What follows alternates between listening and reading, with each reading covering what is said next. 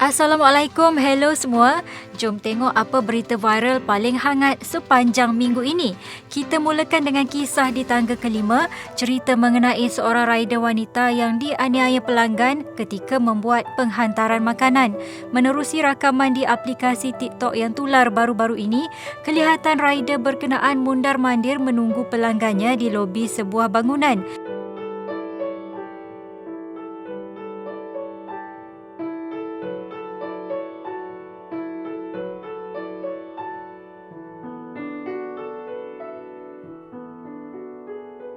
Dia juga kelihatan menggunakan telefon bimbit, dipercayai membuat panggilan kepada pelanggannya.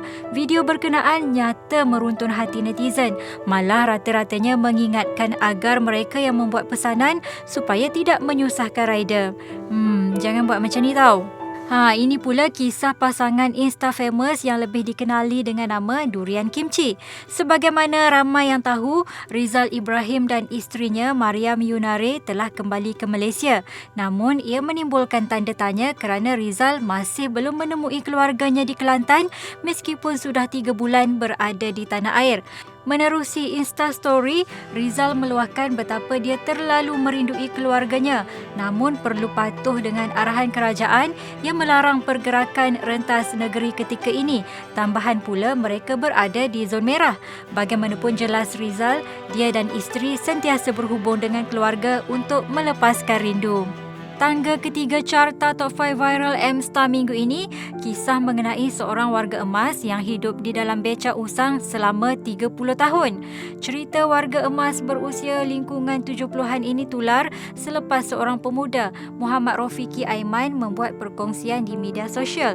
Menurut pemuda ini, dia sudah beberapa kali bertemu dan memberi sumbangan kepada warga emas berkenaan, malah pernah cuba memujuknya untuk berpindah, namun ditolak. Okey ada apa? Okey ke apa? Okey nasi. Boleh buka kan ni sebab mari. Buka. Buka ke mana? Boleh. Perkongsian tersebut bukan sahaja mengundang simpati netizen, malah dalam masa yang sama ia turut menarik perhatian Jabatan Kebajikan Masyarakat atau JKM. Menurut wakil JKM, hasil siasatan mendapati warga emas itu dipercayai bukan warga negara. Selain berkata pihak mereka sudah beberapa kali menawarkan bantuan tetapi ditolak.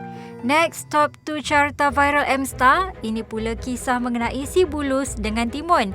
Sebelum ini banyak perkongsian video di media sosial memaparkan gelagat kucing yang ketakutan apabila disakat oleh tuannya dengan menggunakan timun. Sebenarnya ada beberapa sebab kenapa si Bulus begitu takut dengan timun. Menurut seorang pengkaji perilaku haiwan, Chon Sloboshyikov, sayur tersebut mengingatkan kucing kepada ular dan sudah menjadi naluri semula jadinya untuk menjauhi reptilia itu.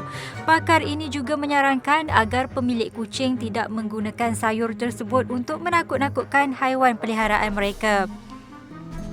Berita yang mengungguli top 5 viral M-Star minggu ini adalah mengenai keputusan kerajaan memperluaskan pengeluaran iSinar daripada akaun satu kumpulan wang simpanan pekerja KWSP kepada ahlinya yang terjejas ekoran pandemik COVID-19.